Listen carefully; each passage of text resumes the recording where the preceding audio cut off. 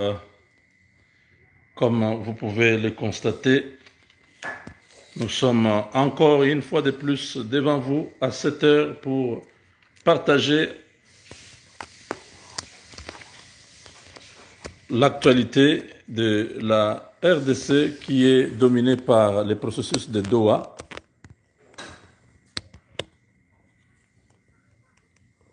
Ce processus qui n'arrive pas à fonctionner comme nous l'avons souhaité.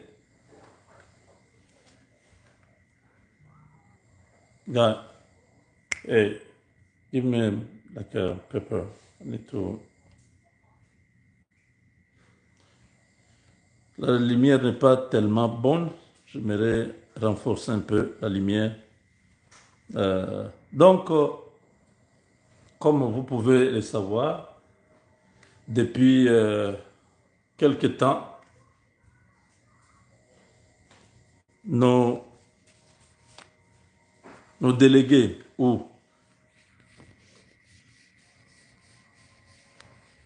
voilà, c'est bon. Les délégués du gouvernement congolais, que le M23 qualifie des gens qui n'ont pas les mandats, qui ne sont pas...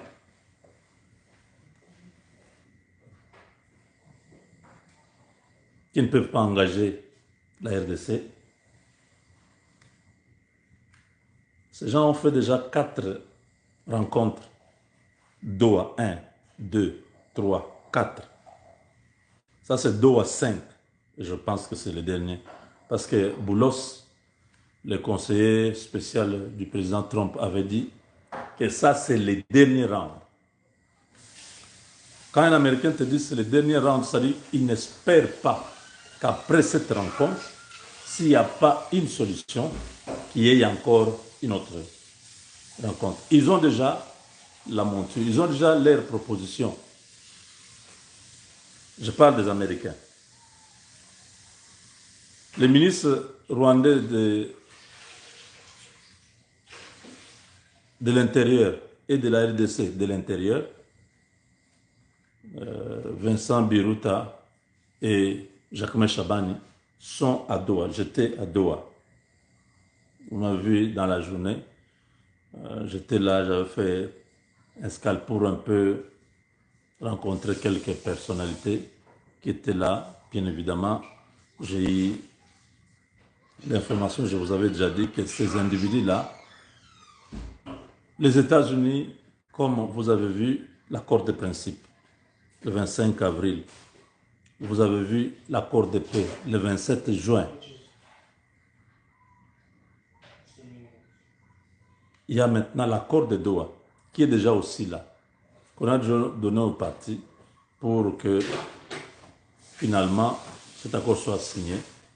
Les M23, qui sont les supplétifs de l'armée rwandaise, qui travaillent pour Paul Kagame, ne pouvaient pas accepter de quitter l'Est du Congo dans les conditions qui sont énumérées dans l'accord. Parce que dans l'accord, les Américains ont ramené tout ce qui a été fait à Nairobi, c'est-à-dire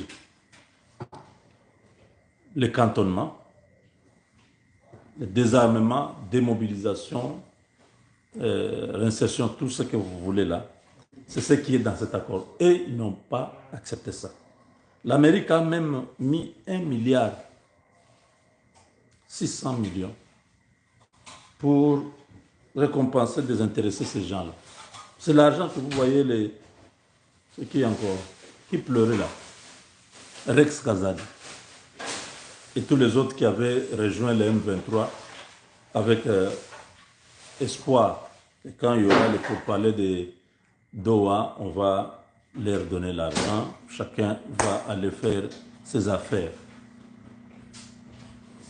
Kagame voyant que dans cet accord-là, si on prend les choses de Nairobi, je suis perdant, ils font une proposition sur place. Ils disent qu'on nous laisse la gestion du Kivu.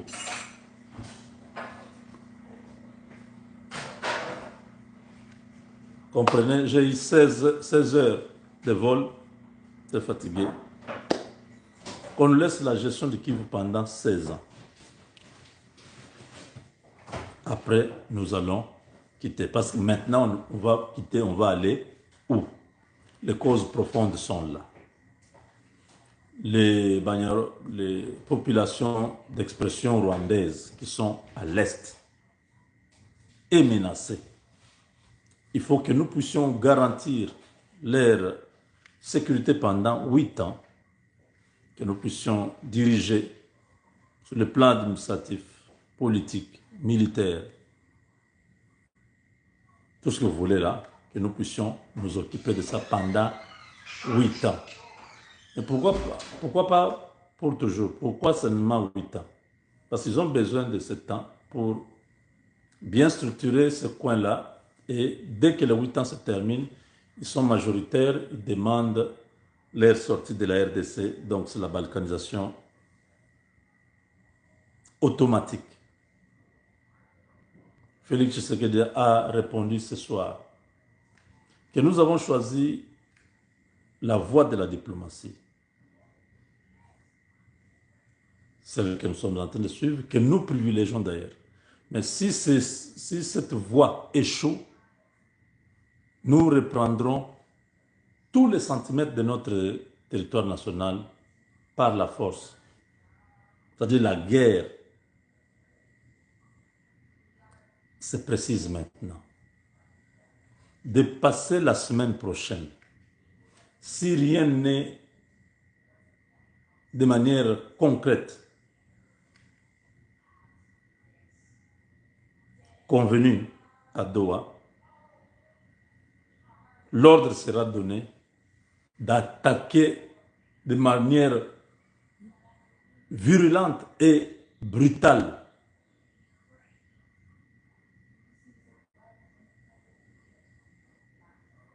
toutes les positions du M23 seront attaquées avec le soutien aérien ou spatial du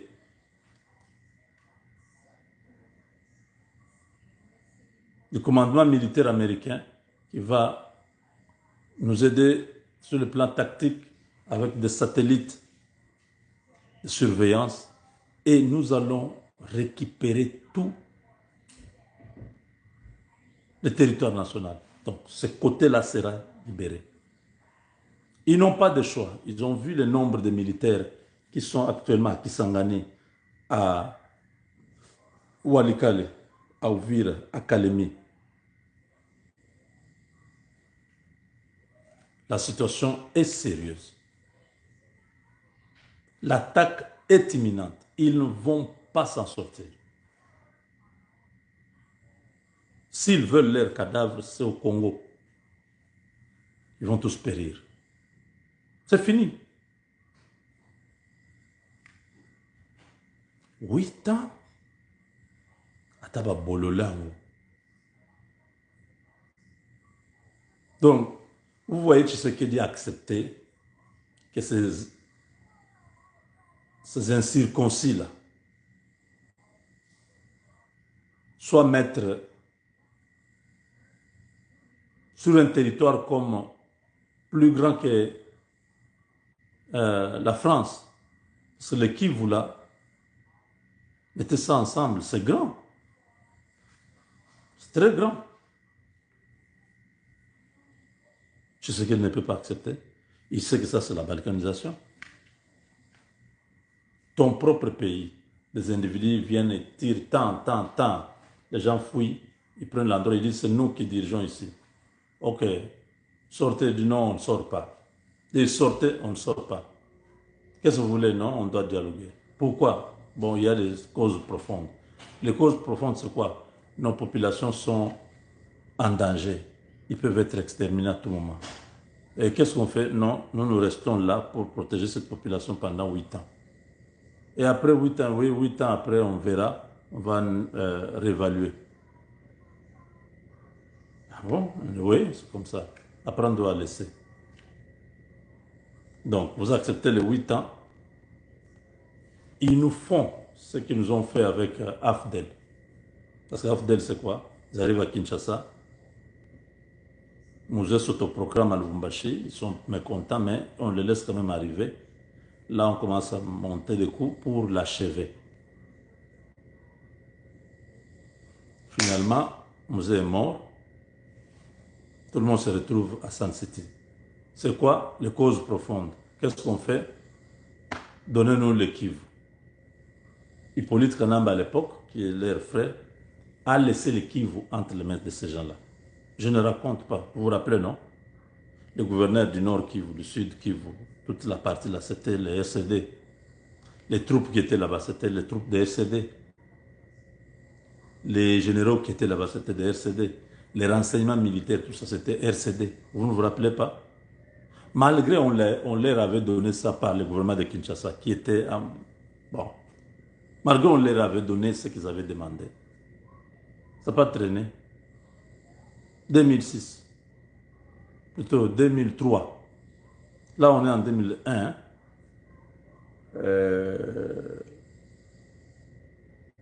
Non, on a fini Sun City en 2003.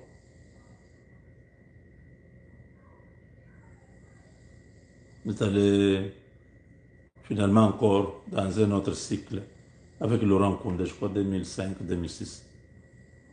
Laurent Kounda a attaqué. CNDP. Cause profonde. Accord de loi de Kampala, tout ça. On leur laisse encore l'Est du Congo. Ils nous ont fait ça pas aujourd'hui. Les 8 ans qu'ils demandent ici. Ça, au moins, ils ont précisé 8 ans. Mais sous RCD, quand ils sont allés en Afrique du Sud, ils ont demandé, laissez-nous la gestion de l'Est. On leur a laissé, mais ça n'a pas été suffisant pour eux. Après RCD Goma, il y a eu CNDP de Nkunda qui a commencé la rébellion. Quoi les causes profondes? Qu'est-ce qu'il y a? Non, les populations sont en danger, il faut que nous puissions rester ici, il faut que nous... On a laissé encore ces troupes. C'est parce que quelqu'un m'a demandé, mais pourquoi toutes ces années ici, presque 30 ans, oui, mais ils sont là-bas parce qu'ils nous manipulent, ils savent jouer ce même jeu qu'ils sont en train de faire maintenant. Ils l'ont fait sous Afdel, ils l'ont fait sous RCD Goma, ils l'ont fait sous CNDP. On s'est retrouvé avec M23. M23-1 en 2020, 2012, 2013 a été mise en déroute par des vaillants patriotes congolais, Mamadou Ndala et les Baouma, tout ça. Aujourd'hui, on nous ramène les mêmes discours. Laissez-nous les Kivu. Nous devons gérer ça pour qu'il n'y ait pas de problème et que nos populations soient...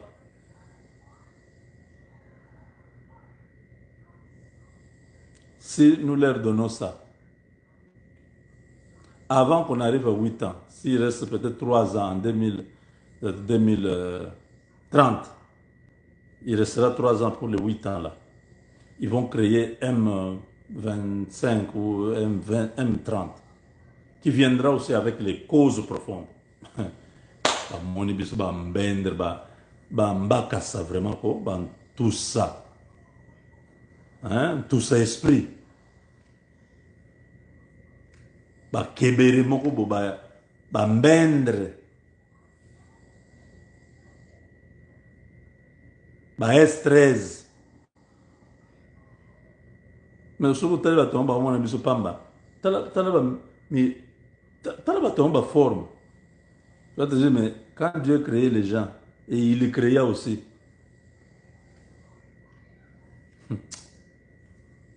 Donc, cette affaire-là est finie.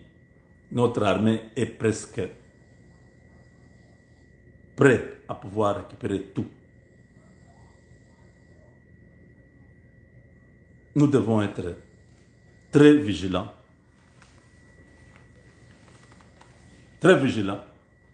très déterminés, parce que, au moins cette fois-ci, on doit prouver au monde que le Congo est à nous. On ne va pas laisser ces gens-là continuer à manipuler notre population. Ils tuent matin, midi, soir, et ils demandent que nous puissions leur laisser la place où ils sont en train de tuer tous les jours là, qu'on leur laisse pendant 8 ans. On va se réveiller un matin, tous toute la population congolaise est déjà morte. Et c'est la population rwandaise qui a remplacé là-bas. Comme ça, ils seront majoritaires, ils vont faire l'autodétermination. C'est demander à l'ONU, non, non, nous sommes marginalisés, on ne veut pas de nous, faciès, zoloès, bouchès, tout ça. Vous voyez? Ils disent faciès. Ils disent faciès là, c'est-à-dire le nez, la bouche et tout ça. Ouais. Personne n'a jamais dit qu'ils ont une face comme ça. C'est eux-mêmes qui ont commencé, oh non, faciès. Faciès quoi? Dites aussi nozoès et bouchès. Hein? Ils veulent être nombreux là-bas. Dans 8 ans, les enfants qui ont 10 ans aujourd'hui auront 18 ans, ils auront déjà mis au monde, ils vont se multiplier, ils seront nombreux, ils seront majoritaires quand on va dire qu'ils sont pour, qu'ils sont contre, que les oui passent, qu'ils puissent avoir un pays. C'est ça la balkanisation. Bino, petit joueur, morobo, tu effacer Bino, Kalamingite, Bozela, au Santa Bara. Avec Dieu, nous vaincrons. Donc, mes chers amis, vous avez compris l'explication, n'est-ce pas? Très simple. Hein? Voilà. Dans la deuxième partie, nous allons parler de la résolution du Parlement américain. Il y a des gens qui sont en train de paniquer pour rien là. Je vais vous expliquer tout. Avec Dieu, nous vaincrons.